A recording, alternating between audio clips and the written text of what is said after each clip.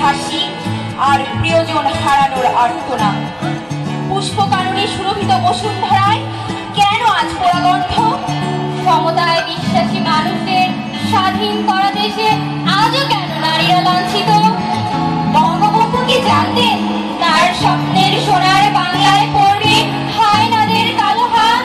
রক্তাক্ত হবে এই সোনার বাংলা। জিএন রায় তিনি কি ভেবেছিলেন তার পুষ্প ভরা বসুন্ধরায় নামবে এমন অশুভ ছায়া? তবে কি চিরতরে ঘুমিয়ে পড়েছে বাংলা মায়ের সূর্য সন্তানেরা?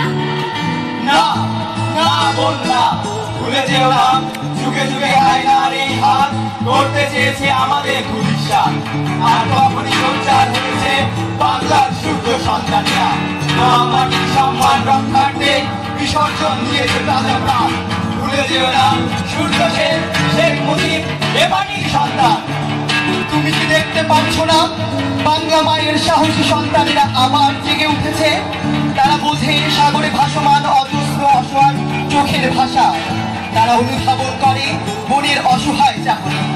তাই তো তারা হায়নাবদ্ধ হয়েছে দীর্ঘ প্রতিজ্ঞ। তুমি কি শোনোনি? শাস্তির আওতায় আনা হয়েছে তাদের যারা কলুষিত করেছে আমাদের সংস্কৃতি আর সৃষ্টি করেছে আগুন সন্ত্রাস। ভেঙে দেওয়া হচ্ছে বিধিলতার জন্মভূমিতে নারীর উপর উদ্ভট কালভার। তুমি দেখে নিও, সোনার বাংলা তার স্বরূপে আবির্ভূত হবে। থাকবে না কোনো হাহাকার, থাকবে না ক্ষুধা দারিদ্র। জাতির পিতার স্বপ্ন এখন আর স্বপ্ন নয়, বাস্তব। আর অভিমান নয়, চলো সব অভিমান ভুলে সোনার বাংলা বিনির্মাণে জীবনের অভিমানে সামনে এগিয়ে যান। চলো সবাই